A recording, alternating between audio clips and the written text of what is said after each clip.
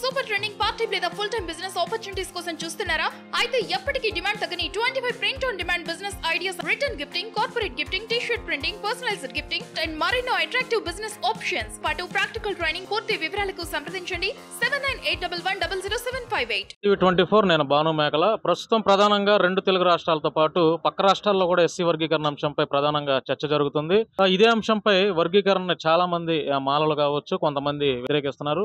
మందా కృష్ణమాదిగపై అనేక రకాలుగా విమర్శలు చేస్తున్నారు. ఈ నేపథ్యంలో మనతో మాట్లాడటానికి ఎంఎస్పీ జిల్లా ఉపాధ్యక్షులు, ఎంఆర్పీఎస్ నాయకులు మొండితోక విజయ్ కుమార్ గారు ఉన్నారు. వారి మాటలు అడిగి అసలు వర్గీకరణ మాలలు ఎందుకు వ్యతిరేకిస్తున్నారు అనే అంశంపై వారిని అడిగి తెలుసుకునే ప్రయత్నం చేద్దాం. సార్, ఇప్పుడు వర్గీకరణని చాలా మంది మాలలు వ్యతిరేకిస్తున్నారు. దానికి ఎందుకు కారణం ఏంటి అసలు? వర్గీకరణ అనేది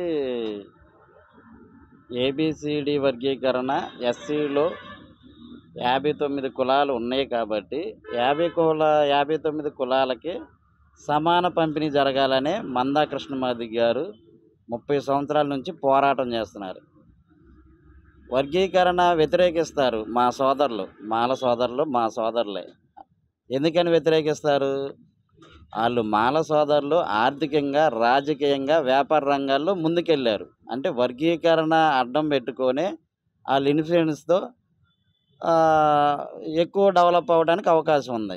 ఇప్పుడు వర్గీకరణ అనేది వాళ్ళకే రాసి ఉండదు. ఏ కులానికి తక్కువ ఏం జరగదు. ఎవరి కులాన్ని బట్టి వాళ్ళకి రిజర్వేషన్ ప్రకారం చదువుకున్న వాళ్ళకి సీట్లు వస్తాయి, ఉన్న వాళ్ళకి ఉద్యోగాలు వస్తాయి. కాబట్టి వర్గీకరణ చేయటం న్యాయబద్ధమైంది. మాలలకి ఏం నష్టం జరగదు. నష్టం జరిగిద్ది అనే మాలలు బయటకు వచ్చేవాళ్ళు వాళ్ళు రాజకీయంగా ఎదగటం కోసం, లేకపోతే వాళ్ళ స్వలాభాల కోసమే తప్ప దీనిలో అంబేద్కర్ గారు రాజ్యాంగం ప్రకారం అందరూ సమానంగా బతకాలి, అట్టడుగు స్థాయిడు డెవలప్ అవ్వాలంటే వర్గీకరణ ముఖ్యమని చెప్పి అదే ఆలోచనతో మందా కృష్ణమాదిగ గారు 30 సంవత్సరాల నుంచి అలుపెరగని పోరాటం చేశారు, విజయం సాధించారు. కాబట్టి వర్గీకరణ జరగాల్సిందే. చాలామంది మాలలు మందా కృష్ణమాదిగని అసలు 30 ఏళ్ల ఉద్యమంలో నువ్వేం సాధించావు అని చాలామంది మాలలు బహిరంగంగా ఆయన విమర్శలు చేస్తూ ఉన్నారు. దీనిపై మీరేం చెప్తారు? మందా కృష్ణమాదిగ గారు ఏం సాధించారనేది మామూలుగా బయటుండి అలా మాట్లాడితే ఏం తెలియదు.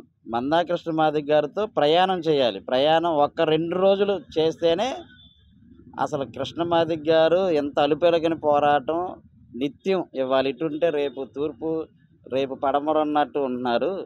అసలు ఎంత పోరాటం చేయబట్టే మాదిగల్లో చైతన్యం పెరిగింది అనేది ఒకటే. వర్గీకరణ ఒక కుల ఉద్యమం ద్వారా వచ్చింది. ఏది మాదిగలు అణచబడుతున్నారు, వాళ్ళు అట్టడుగు స్థాయిలో ఉన్నారు, వాళ్ళు నేను మాదిగ అని చెప్పుకొని ఆత్మగౌరవంతో బతకాలనే స్ఫూర్తితో మందా కృష్ణమాదిగ గారు ఈ పోరాటం స్టార్ట్ చేశారు. ఇది ఒక కుల పోరాటానిగా మొదలయ్యి ఎన్నో సామాజిక సేవ స్ఫూర్తితో, ఎన్నో సామాజిక బాధ్యతతో ఉద్యమాలు చేసి ఆరోగ్యశ్రీయే కానీ, వృద్ధులు, వితంతువులు, వికలాంగుల పెన్షన్లు పెరగటానికి కానీ, రేషన్ బియ్యం 5 కేజీలు అవటానికి కానీ, ఉద్యోగాలు ప్రమోషన్లు కానీ, ఇట్లాంటి మానవత దృక్పథంతో ఉన్న ఎన్నో ఉద్యమాలు చేసి ఎన్నో సాధించారు. అట్లానే ఎవరికైనా అగ్రకులాస్తులు, ఎవరికైనా మాలలకైనా కానీ ఇబ్బంది పెట్టినా కానీ ముందు నిలబడింది మందా కృష్ణమాదిగ గారు అని చెప్పి నేను ఖచ్చితంగా చెబుతాను. మాలల్లో ఉండి వచ్చి మేము మాలలకి అన్యాయం చేశారని మాల నాయకుడు మాట్లాడిన దమ్మున్న మాలల్లో ఎవరు లేరు. ఒక్క మాలకైనా, మాదికైనా, ఇతర ఏ కులాలకైనా అన్యాయం జరిగిందంటే దమ్ముండి నిలబడే వ్యక్తి ఒక్క మందా కృష్ణమాదిగ గారే అని నేను చూశాను, సాక్ష్యం అది. ఇప్పుడు మందా కృష్ణమాదిగ సారథ్యంలో మీరు ఎన్నో ఏళ్ళుగా పనిచేస్తున్నారు. సో ఆయన సారథ్యంలో పనిచేయటం పట్ల మీకు గర్వంగా ఉందా, సిగ్గుగా ఉందా? మందా కృష్ణమాదిగ గారు నేను సంవత్సరం ఏదో తెలియదు కానీ 92 అనుకుంటా వికలాంగుల పోరాట సమితి అని చెప్పి వికలాంగులకి అప్పుడు 200 పెన్షన్ ఉండేది. అట్లాంటి టైంలో వికలాంగులని గ్యాదర్ చేసేటప్పుడు వాళ్ళల్లో వికలాంగులుగా నేను వచ్చాను. అప్పుడు వికలాంగుల పోరాటంలో పాల్గొని అప్పుడు కృష్ణమాదిగ గారితో పాటు నేను మీటింగ్కి వెళ్ళాను. అప్పుడు కృష్ణమాదిగ గారు ఒక మీటింగ్లో వికలాంగులందరూ వేలాది మందిని గ్యాదర్ చేసి రాజకీయ నాయకులందరినీ స్టేజ్ మీద పిలిపించి ఆ రోజు 1000 రూపాయల పెన్షన్ పెరగటానికి కారణమైంది. అప్పుడు మొదలైన నా ప్రయాణం అన్న స్ఫూర్తి, అన్న ఆలోచనలు అంబేద్కర్ స్ఫూర్తితో సమానంగా ఉన్నాయి కాబట్టి నాకు నచ్చి నేను అన్న ఇచ్చిన ప్రతి పిలుపుకి ఇప్పుడు వరకు కట్టుబడి నేను అన్న ఏది చెబితే అది చేసుకుంటూ వచ్చాను. మందా కృష్ణ మాదిగ అంటే 30 ఏళ్ల పోరాట ఉద్యమంలో ఉన్నటువంటి మందా కృష్ణ మాదిగ అనేక విజయాలు ఆయన సాధించారు. మాలలకి, మాదిగలకి కాకుండా చాలా అనేక మందికి కూడా ఆయన వృద్ధులకి, వితంతువులకు కావచ్చు, ఆరోగ్యశ్రీ ఇట్లా అనేక రకాలుగా ఆయన సమాజానికి ఉపయోగపడ్డారు. ఈ మధ్యకాలంలో ఎక్కువ శాతం అంటే మాల సామాజిక వర్గానికి చెందిన రాజేష్ మహాసేన మందా కృష్ణ మాదిగను కూడా టార్గెట్ చేస్తూ ఆయన అనేక బహిరంగ సభల్లో కూడా విమర్శలు చేస్తున్నారు. దీనిపై రాజేష్ మహాసేన గురించి మీరేం మాట్లాడతారు? ఒక్క మాటలో చెప్పాలంటే ఇట్లాంటి వాళ్ళే స్టేజీల ముక్కొచ్చి తొడలు కొట్టి మీసాలు తిప్పుతారు కానీ మందా కృష్ణ మాదిగ గారు ఏ స్టేజీ మీద కానీ ఒకరిని విమర్శించడం కానీ ఇట్లా తొడగొట్టి వ్యక్తిగతంగా మాట్లాడిన వ్యక్తి మందా కృష్ణ మాదిగ గారు. మందా కృష్ణ మాదిగ గారికి అట్లాంటి ఉద్యమ చరిత్ర ఉంది, అంత అవగాహన ఉంది. కానీ వీళ్ళంతా రాజేష్ మాసేనా కానీ ఏ ఇతర నగలైనా కానీ మీసాలు కొట్టి తొడలు చెప్పేవాళ్ళే కానీ ఆ స్టేజీ వరకే సరిపోద్ది. బయటకు వచ్చిన తర్వాత అలా గౌరవం ఉండదు, ఏముండదు. రాజేష్ మాసేన అనే అతను ఒక చీటరు, ఒక రౌడీ షీటరు. అతని మీద ఆలూరులో ఎన్నో కేసులు ఉన్నాయి.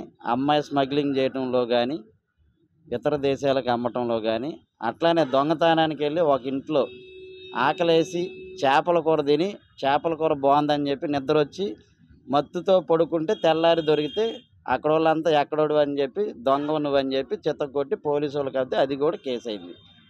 అట్లానే లంక, మగసేన అని చెప్పి మారు పేర్లు పెట్టుకొని తిరిగే వాళ్ళు కూడా కృష్ణమాదిగ గారు విమర్శించితే అది వాళ్ళ వ్యక్తిత్వానికి వదిలేయటం. కానీ వాళ్ళు అసలు మనం మాట్లాడుకునే వ్యక్తులు కాదు.